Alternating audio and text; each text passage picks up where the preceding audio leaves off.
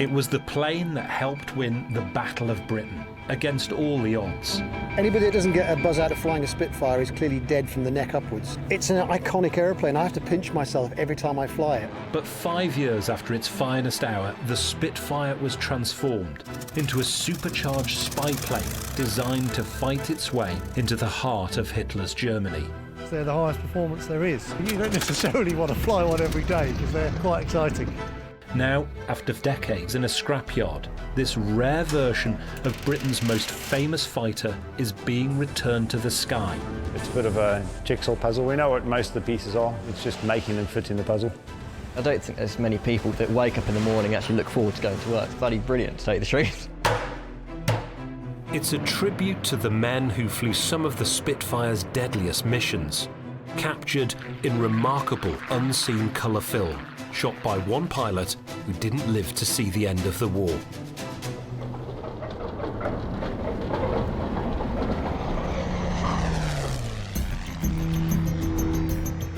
Sywell Aerodrome outside Northampton, home to one of the UK's biggest collections of vintage warplanes. And today, there's a new arrival.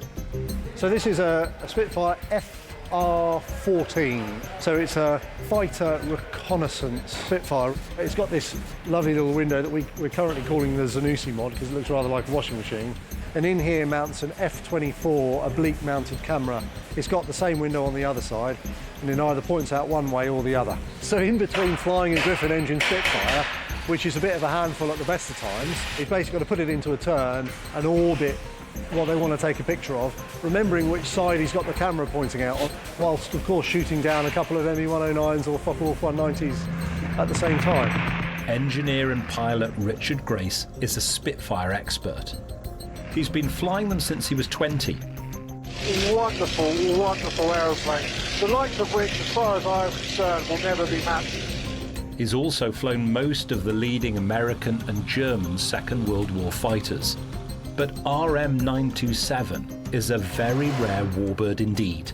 This particular aeroplane was built in very early 45. It was brought on service January 1945, and it saw lots of operational service in Europe at the time rather than in the UK. I think it was something like 40 missions. No kills, to the best of our knowledge, although, like all of these things, the actual history will come out of the woodwork as we go through the process. That's all part of the enjoyment of the job. So we're contracted to get it flying inside 13 months, which is a bit of an ask, but if you can't take a joke, you shouldn't have joined.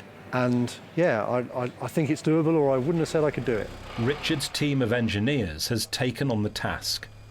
South African Wade Hammond is in charge. Howard Burgess will do the wings, and Lee Kingman will start on the tailplane. The tail is an original tail, and that's the first bit we've started on. As a rule of thumb, found that starting at the back and working your way forwards is usually the way to do things. And the hot tip is always do the bit you sit in last, otherwise you'll just end up sitting in it making the noises all the time. So at the moment we're removing all the skins off this fin for the Mark 14 Spitfire. You can see all this sort of jointing compound here over the years. It's just starting to corrode a little bit. So before it gets much worse, we're just going to take all the skins off, clean them up, and then just put it all back together, really. 927 was sold to the Belgian Air Force after the war and sent to a scrapyard where it rusted away in the open for decades before finally being rescued. So it's just sort of sat in a damp shed and just collected up loads of moisture. So we think the best solution was to take it apart and do it again, really. If I'm on it, all day, every day, probably a couple of weeks' work, and then once the fuselage has been painted, we'll bolt it onto the fuselage. And Richard still has to find some of the parts necessary to rebuild a rare Spitfire that went out of production 76 years ago. To add to his problems, it was powered not by the commonplace Rolls-Royce Merlin engine, but by its rare, beefed-up brother, the Griffin. As you appreciate, the timeline is quite tight. We've got chunky bits like the 2,000 horsepower's worth of Griffin engine on this one. So yeah, I've sourced one of those from the United States, and that should be with us fairly shortly, with any luck, within months, and then we can start fitting that out, which is no mean feat in its own right. There's a lot of pipe work and a lot of other stuff. Radiators and oil coolers, they've already been dropped off to get rebuilt. The real critical thing for me is getting it right, because it is such a specific variant. If you want to do a steep turn, Just a little bit of gentle back pressure on the stick. Once you go beyond about 30 degrees, you need some back pressure. Up to that point, none at all. The Sywell hangar is home to a fleet of warplanes that are now earning a living thanks to a passenger boom. It was my 60th birthday. I am an aviator, and I've always wanted to fly a Spitfire. Okay. All happy? Happy. For the price of a business class flight across the Atlantic, anyone can book an hour in the back of a two-seat Spitfire. Just under £3,000 for a 25-minute airborne flight, during which you can see every element on a Spitfire's capable of. But the aeroplane in its own right is not a cheap thing to run. I mean, you've got an engine rebuild every 500 hours. It costs $250,000 US. Consumable things like the tailwheel tyres alone are £700 a tyre. So it doesn't take very long to realise that your £3,000 doesn't go as far as you'd want it to.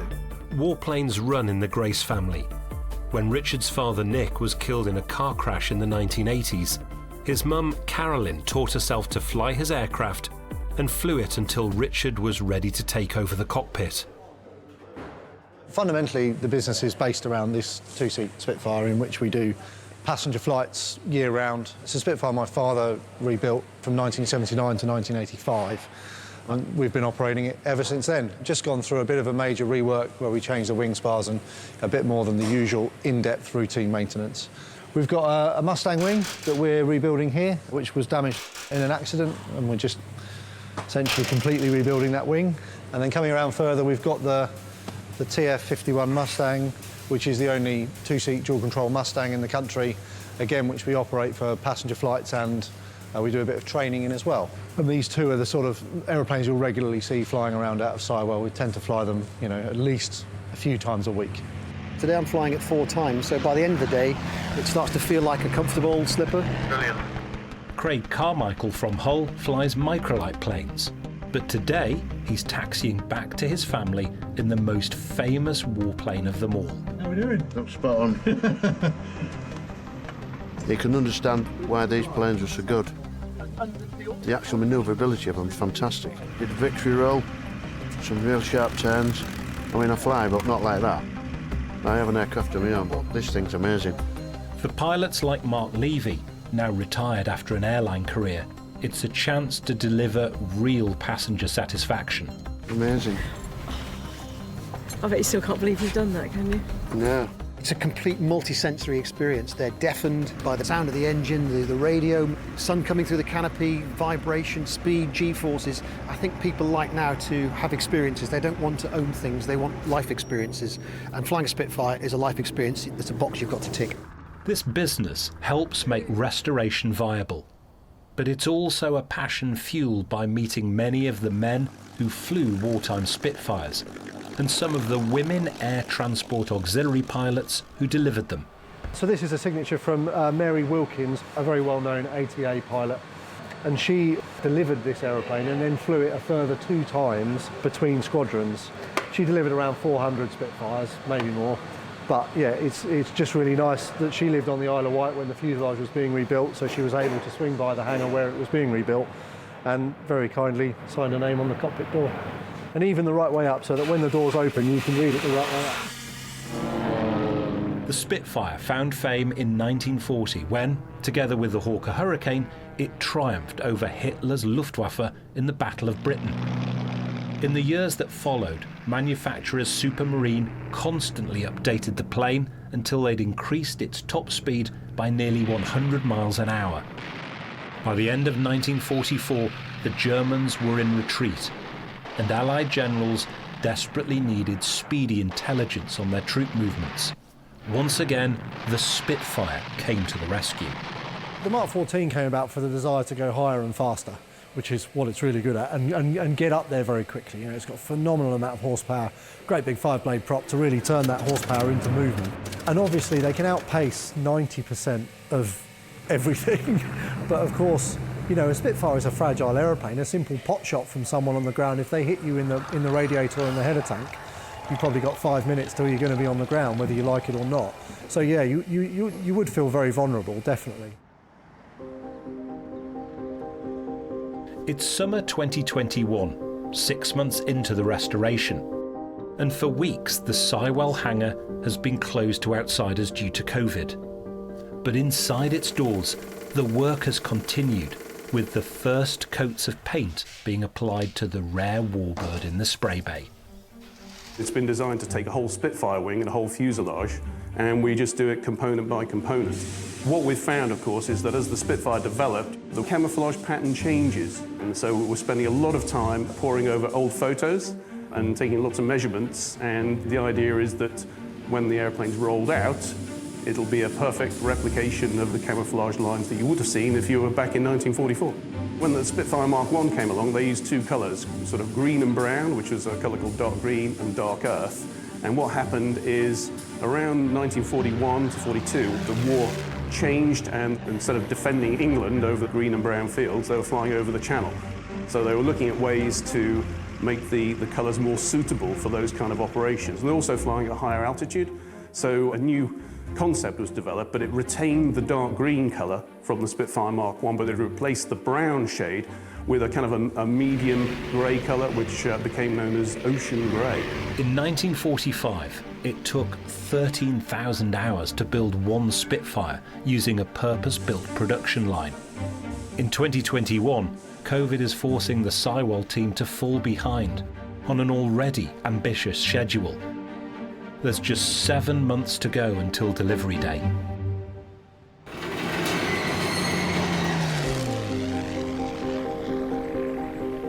It's autumn, and after a summer of lockdowns and social distancing, the doors of the restoration hangar are finally open, and the team are desperately trying to make up for lost time.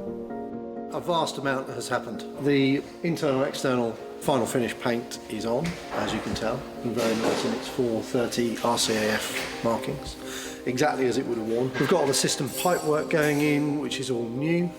We're transferring all the tags over from original pipes onto the new pipes just to make sure it's fully authentic. Lee has completed restoration of the tailplane.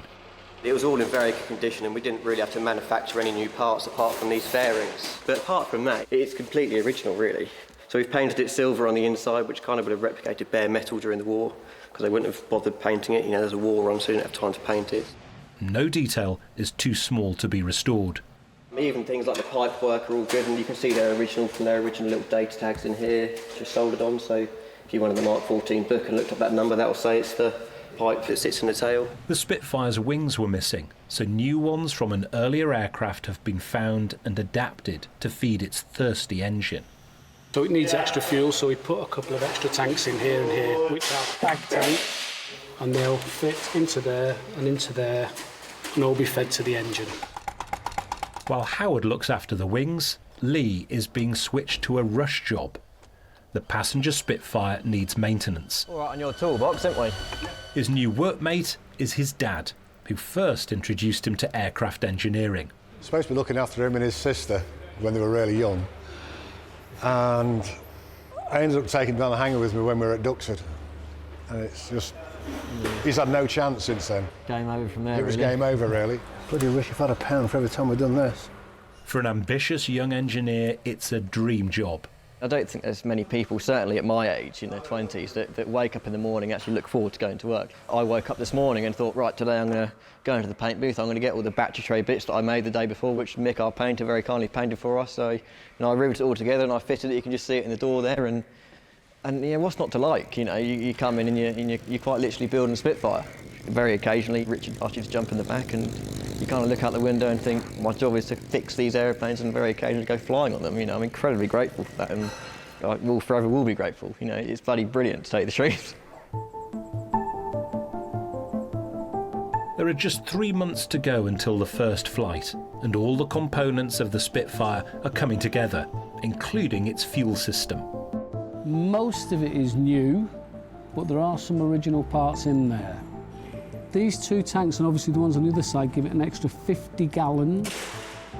It's about an extra half an hour's flying anyway, which according to the pilots is good. Wade is preparing to attach the wings to the fuselage. The steel pins that hold them in place must be a precisely tight fit. These wings have never been on this aeroplane, obviously, and these spars are new. So we have to ream out the holes where the pins go in so that we can get the new bushes in. But it doesn't leave you a lot of tolerance. In the cockpit, Lee has been fitting the pilot's controls. When we got all this stick assembly, it was literally a box full of parts, and I looked at it and, I mean, I wouldn't tell you it was a Spitfire control column, but after weeks sitting on the bench measuring and cutting and making tiny little taper pins and bushes and fitting them all in and peening them over, just kind of completes the cockpit, really. And even things like the rudder pedals with these really nice brass adjusters, it's just very typically British, isn't it? It looks beautiful. With this, you know, very classic spade grip, it looks really cool. The long wait for an engine for the Spitfire is finally over. A reconditioned Rolls-Royce Griffin, producing 2,000 horsepower, has arrived from America. Thankfully, there's a company in California. They supply quite a lot of the engines we put in the aeroplanes. And luckily, you can kind of phone them up and say, I want one of these.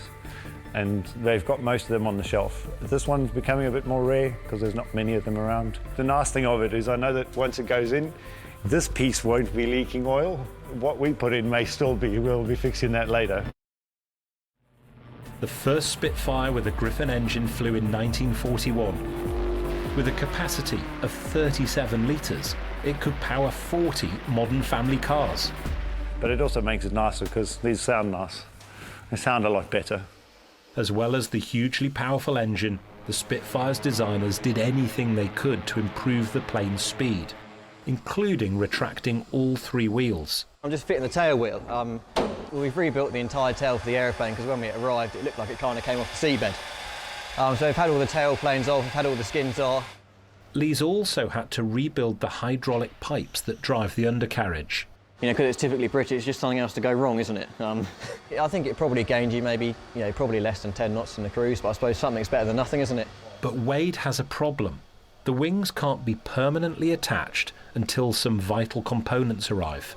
Surprisingly, we have the bolts, just not the nuts, and everything being Spitfire is all special. So as soon as we get them, then we can put the landing gear in it, get the wheels retracting, get it back down on the ground. The deadliest Spitfire is taking shape.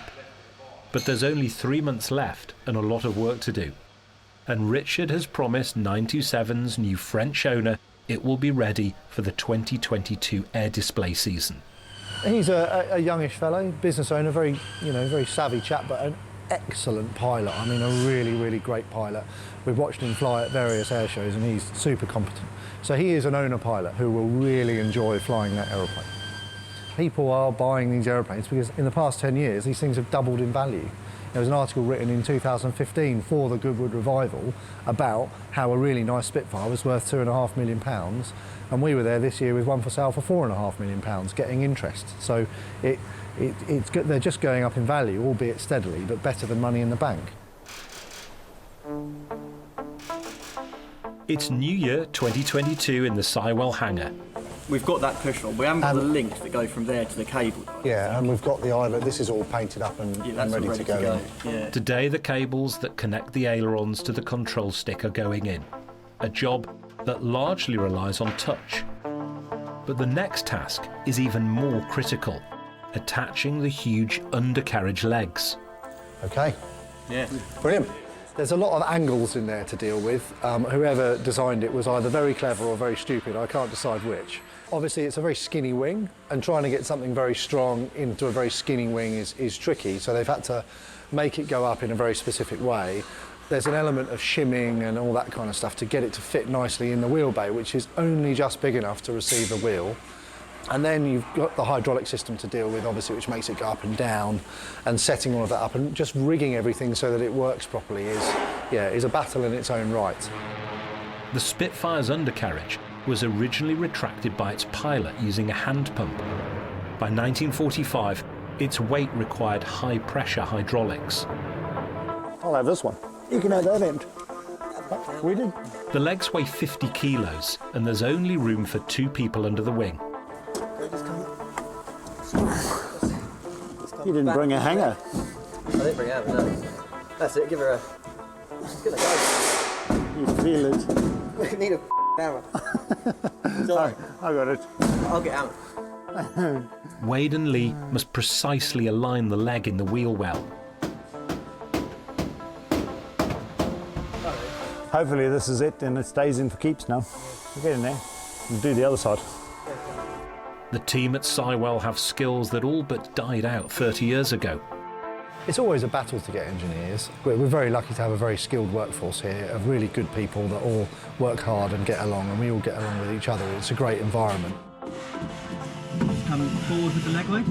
Yes, engineers are hard to find. It's the right engineers. The real problem is with what we do here, we don't currently have the time to train anyone. So if you want to walk through the door and have a job, on day one, I need to be able to say, that Spitfire over there is broken, can you go and fix it, please? And trying to find people capable of doing that, very, very difficult. Just come down with the leg weight. Okay, up ever so slowly. Towards the end of the war, Spitfires were almost a ton heavier than the first prototypes. It meant engineers had to develop very rugged landing gear. Much easier. This is the shock strut, so that piece compresses as it lands, and this whole mechanism moves up and down inside the wheel well. That'll be the axle for the wheel, and then this mechanism up here basically is the lock that locks the wheel down, and it also locks the wheel up once it's in transit and it's moving. This whole mechanism's kind of held in with this one bolt. It stops it from moving in and out, and that bolt there is one of the weaker points on the Spitfire. The quest for speed also put massive strain on the aircraft's aluminium structure. All they did is they put bigger engines in, so the airplanes got heavier and heavier. So all the locking mechanism, the bolts up there on this particular model are quite heavy. They're much bigger than the earlier ones.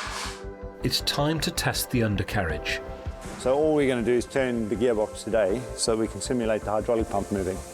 It's not as fast as it would be when the engine's turning it, but for the purposes of what we're doing, it's just fine.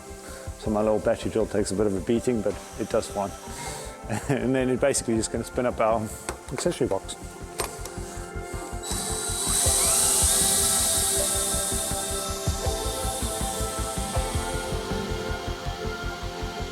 The Spitfire has just passed another significant milestone on the journey towards takeoff.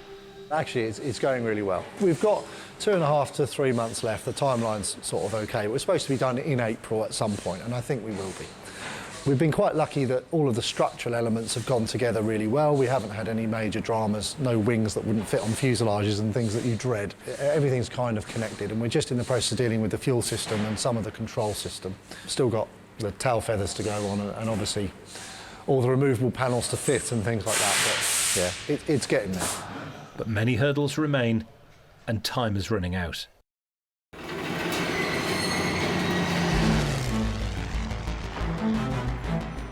Inside the Spitfire hangar at Sywell, business is booming.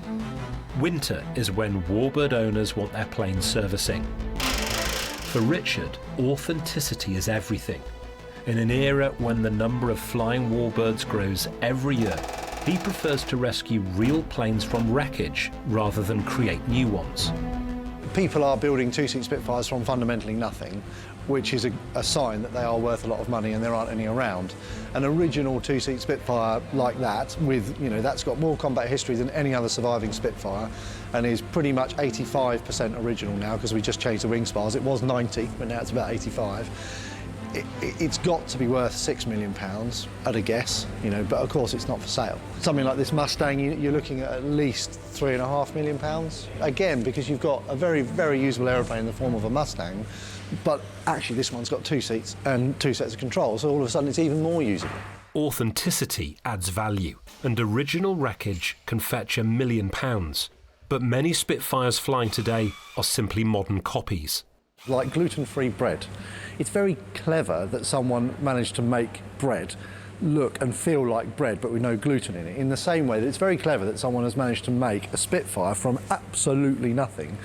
But gluten-free bread is not bread, and a Spitfire made from nothing is not, in my opinion, a Spitfire.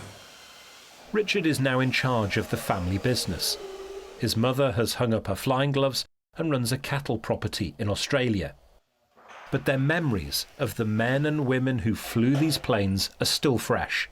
It's special for me, of course, because my father rebuilt it, but special because it shot down the first enemy aircraft on D-Day. It shared half of the second aircraft on D-Day. It's got 372 combat hours, 176 operational sorties. We've been lucky enough, because of the era in which it was rebuilt, to have found every pilot that flew it during the war and after, and fly them again in the aeroplane when they were in their 60s. So we got all the really good stories.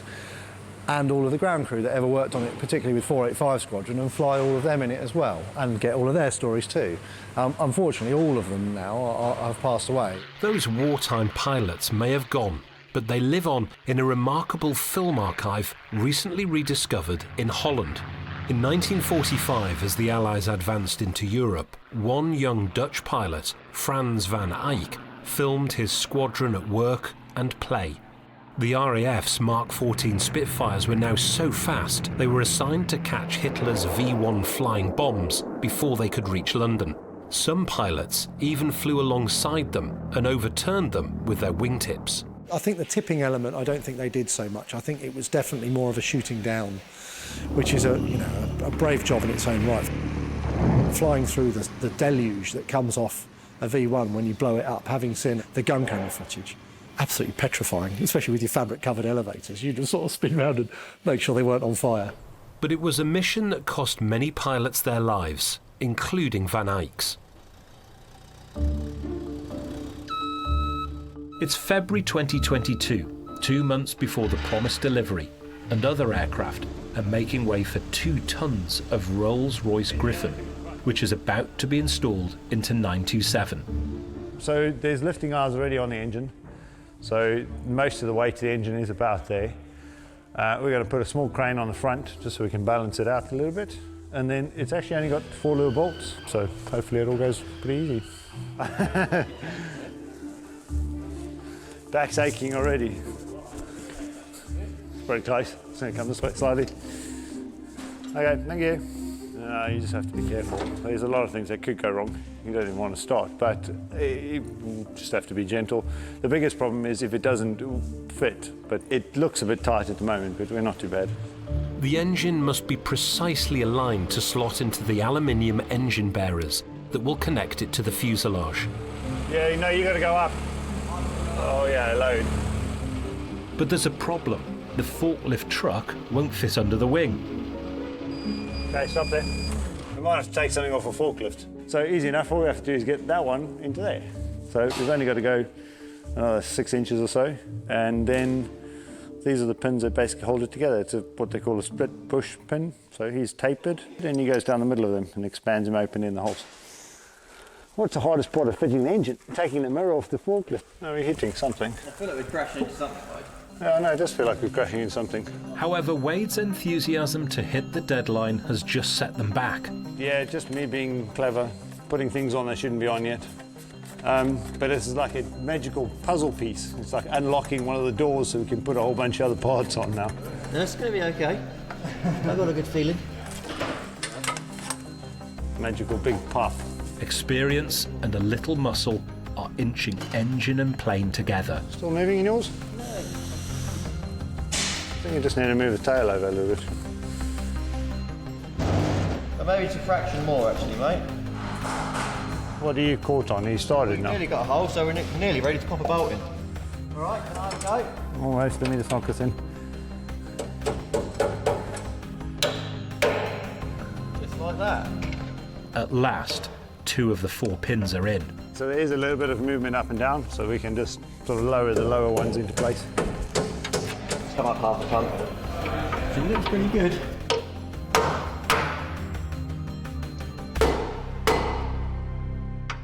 Gotta go. There we go. We're on. We're just sending a picture to boss, showing that we actually put an engine on without dropping it on the floor. But first, the fuel lines that feed the engine must be installed and connected. Because this engine's so big, they sort of had to move it as close to the firewall as they could to get the centre of gravity as far back as possible. So it leaves absolutely no room between the firewall and the back of the engine. So one of the biggest challenges is actually making all the hoses and pipes and things in the back here so that they don't hit the engine when you put the engine in. It means weeks of intricate plumbing work, installing pipes carrying inflammable fluids. They all kind of weave in the engine and around, so it's a bit of a jigsaw puzzle. We know what most of the pieces are, it's just making them fit in the puzzle. One mistake at this stage could cause a catastrophic fire when the engine is first started. 927's restoration is entering its final but riskiest stage. The magic of the Spitfire shows no signs of fading. and in Surrey, another new vintage warbird is about to take to the sky. We're going to buddy box on the next flight, so at a sensible altitude, I will have control. Pensioner Ed Sparks has built his own Spitfire in miniature. My wife died 2020, and our daughter asked what I was going to do with last year's Christmas present money. And I said, I have no idea. I have no plans to spend it on the holiday, which we were going to spend it on. And a day or two later, I said, I know what I'd like to do. I'd like to put it towards the flight in the Spitfire, which I've wanted to do for 30 years. In a few weeks, Ed is booked to fly in Richard's Spitfire, but first he has a test flight to carry out. The last thing I want to do is crash this, which is why I've got a very experienced pilot to do the maiden flight. We're up for that, Dave? Yeah, I think we're okay. I think we're ready to fly.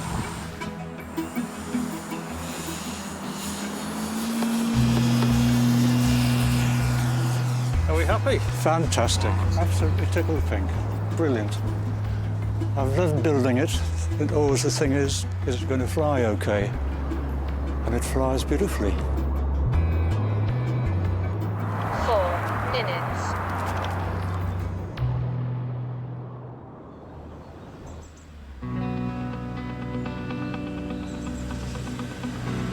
It's April, and in the lanes of Hertfordshire, the last major component of Spitfire 927 is on the move. We have a nice new shiny propeller for our Mark 14 Spitfire. It's a 5-blade rotor prop, which they've pretty much made from new. It is an amazing work of art, and we're going to go and put it on an aeroplane shortly. It's bought me a really nice Easter present. It's an exciting day. I don't know when it had a propeller on, mate. 1950 something, probably had a prop on. That was a while ago. There's 2 oil tubes that come from the front of the engine, and then on the front of the propeller we'll put the cylinder and the piston on, and then that will take oil from the engine, and then it will pump oil either side of the piston to vary the pitch to your desired setting. When you take off, you need a finer pitch to get more power on your takeoff, and when you're in the cruise, that obviously doesn't help you, so you need a coarser pitch for the sort of cruise and a faster speed. In 1940, a Spitfire cost £10,000. Today, most of its individual parts sell for more than that. I don't know how much it costs, but it's lots of thousands. It's more than my yearly wage, I can guarantee you that. Yeah, if you drive in there, then reverse that way, I reckon it'll be all right. Actually, a Spitfire propeller now costs in the region of £150,000. Nice.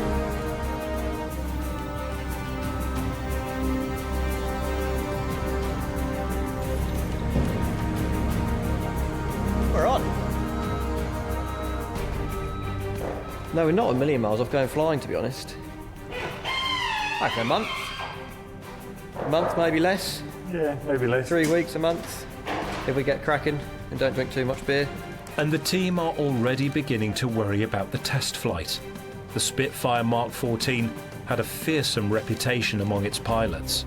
Putting that much power into it does make it a little bit more tricky. Obviously, with such a big propeller, the gyroscopics and stuff make everything a bit more tricky, but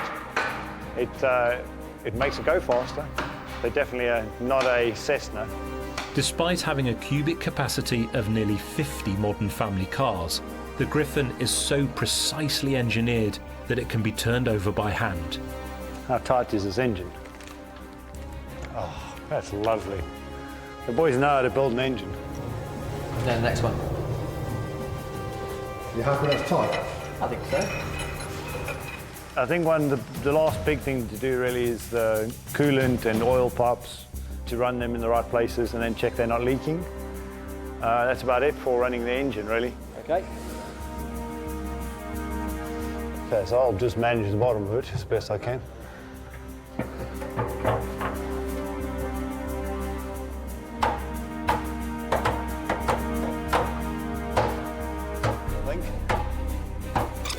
But Lee doesn't know his own strength. The streamlined spinner now has a dent its designers never intended. Oh, you have. Here on the front. Is it bad? I've got a few little dents actually. Yeah, you did. We'll just pop them out. Sorry. Happily, the dent is soon smoothed out. An engine run is days away. Wade is a happy man. Yeah, pretty good. We've got a propeller, we fitted it. Now we just need to get all the rest of the puzzle pieces so we can make it turn around. Nice. That's very cool. On the other side of the airfield, another important flight is much closer. Ed Sparks is getting ready for takeoff with ex-RAF pilot Mike Ling. I mean, you're quite tall, aren't you, Ed? That's fantastic. It's fair to say I'm little boy excited. That's it, you've got it. Okay, down into the seat. It was that symbol of freedom back in the 1930s and 40s. I think the name has something to do with it. It's quite a punchy, catchy name, and I think that name Spitfire it said so much about what people did in the summer of 1940 to endure the Battle of Britain. So that's really where the magic of the Spitfire lives. Right, you ready, Ed? Yes, I am. Best noise and smell in the world coming up, I hope. Right. Here we go. Wow. There she blows. Wow. Control traffic, Spitfire is rolling 2 on right. 1 rolling. Wow.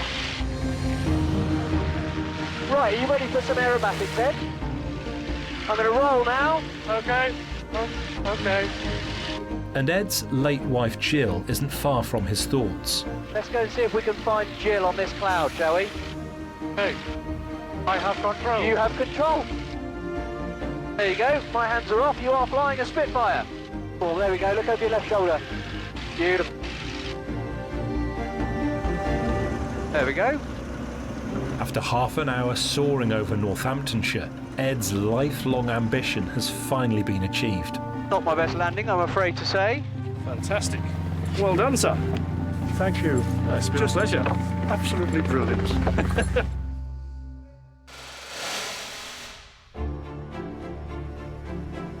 It's May 2022, a month after the Spitfire's scheduled completion date, and 927 is about to undergo its final test before taking to the air, the first engine run.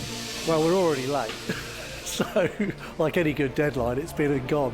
It was supposed to be done at the start of April, and here we are now, 2nd of May. But on a job like this, with the scale of the job that was ahead of us, it's not unreasonable to be a month late. And inside the fuselage, Lee is still at work finishing the final touches. You know, modern day now you use P-clips, but we want this to be authentic and look how it would have looked during the Second World War, so we're spending hours and hours making these tiny little phenolic blocks. Wade's busy with a critical part of the plane. This is a high-stakes day. We're just checking out the movement in the propeller governor. So governor controls the pitch on the propeller. So it's buried down in the hole, and I'm just making sure that it's got the right range of movements, really. The primary danger is issues with the oil system, whereby the engine doesn't get oil pressure, even that for a short period of time, and the engine's dead. You know, for a moment's lack of concentration, you'll kill it. For this crucial test, the boss is taking the controls. Is the fuel on? Okay. And if we check the oil level, all right?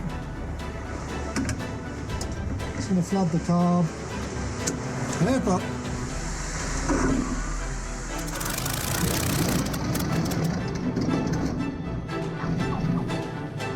But all is not as it should be.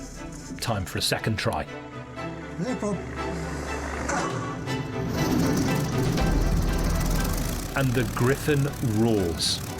For the first time in 75 years, 927 is ready to fly. Almost. I'm just monitoring the instruments to make sure that they behave how I want them to behave. So that means I want lots of oil pressure.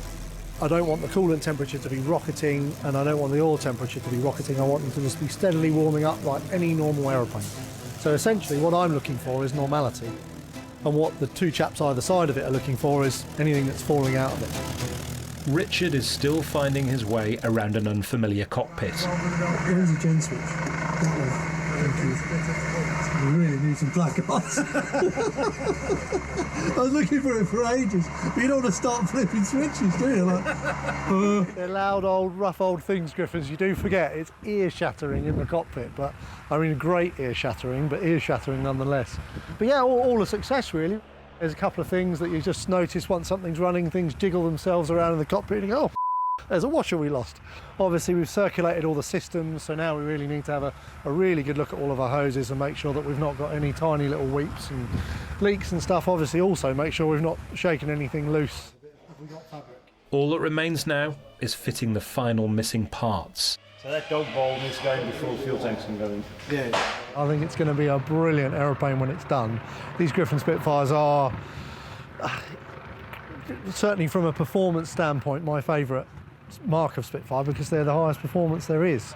But yeah, they have their idiosyncrasies. You don't necessarily want to fly one every day because they're quite exciting. Finally, 14 months after the remains of Spitfire 927 arrived in the Sywell hangar, she's ready to fly. First flight of any restoration is always a bit, I suppose, nerve-wracking in a way, although, of course, we've checked and triple-checked and quadruple-checked everything, so it really should be absolutely risk-free, but, of course, this is the first time it's flown since the 50s, so undoubtedly there's some trepidation. The weather is perfect, but a last-minute fault could still send the team back to the workbench. Everything must be checked and double-checked. For me, this is the first Spitfire that I've been involved with start to finish on the restoration side, so it is bloody exciting. It will be, it's going to be a good day. For the engineering team, it's a tense time. We're just copper wire in this little ball here, so that's the jettison for the canopy. So you pull that and these little pins come out here, and then the canopy is no longer present. The boss's life depends on the quality of their work. There are no more checks to do. Then it's pretty much all up to Richard, really, not me. Don't mark it. Wartime pilots regarded Spitfires fitted with a Griffin engine as the hardest to fly. Dozens were lost in accidents, as the torque of its huge 5-bladed propeller forced planes to veer off the runway. 927 is scheduled to fly for just 30 minutes, straight and level with only gentle manoeuvres. But this test flight will require all of Richard's skill. Yeah, why he's got a smile on his face, that's always a good sign. It's a rare sight, get a picture of that. There we go.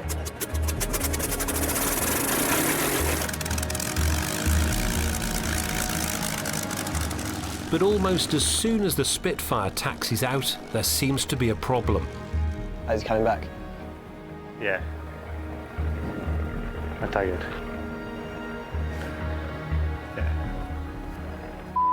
The brakes, vital to slowing down the aircraft after landing, aren't biting. You need a bit of bite. Yeah. And I don't know what to suggest other than maybe now it's done a bit of taxing. Yeah, pull that wheel off. Pull both wheels off. Yeah, and scuff out the brakes. Typically with new brakes they never work that brilliantly, simply because they need to bed in a lot like the brakes on your car inside the first 200 miles. But of course 200 miles of taxiing in an aeroplane takes quite a while. 200 miles of flying not so long, but the taxiing would take quite a while. All the way around it. I'm with you, yeah. Righto, mate.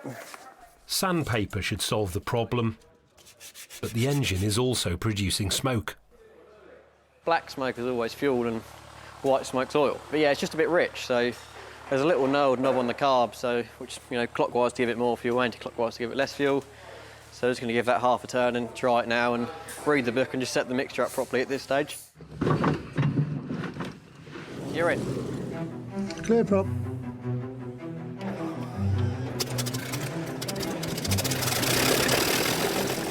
And India Victor is in turn, runway 21. North India Victor, surface wind 320 degrees, 15 knots. Golf Sierra Sierra, Spitfire now airborne. It's a moment of relief for the whole team, as another Spitfire joins the worldwide ranks of just 60 flying survivors of Britain's most famous fighter. The rate of climb on it is truly staggering. That Griffin engine has just got so much power. And to give you an idea, if the throw of the throttle lever is about a foot, we're using about 4 inches. So, if you actually open that thing up all the way, it's in the cruise, a normal Spitfire goes just under 200 knots. This is doing 230 knots. So, you're talking a huge speed increase, even at the low powers. Once you actually open the power up, you sit there and go, oh, hang on, I'm doing nearly 300 knots in level flight. He hasn't come straight back. It's a novelty. Ask us again when he's landed. Exactly. That's all I'm going to say. I'm not going to say anything until it's landed. I'm going to put it out there and say it's the first time that a Mark 14 has really been done to the original spec. I mean, the power of it is just, I mean, it's very hard to convey. You know, we've got similar horsepower aeroplanes that weigh 5,000 kilos, and this weighs half that with over 2,000 horsepower. I mean, it is just a hell of a tool. But of course, the Mark 14 performance-wise is probably one of the highest performing warbirds I've ever flown. So they are very exciting things to fly. Spitfire, very short final to land 03 visual, the target no factor, but I am landing. Nicely done. It's landed, it's not leaking, it's going, so yeah, good go.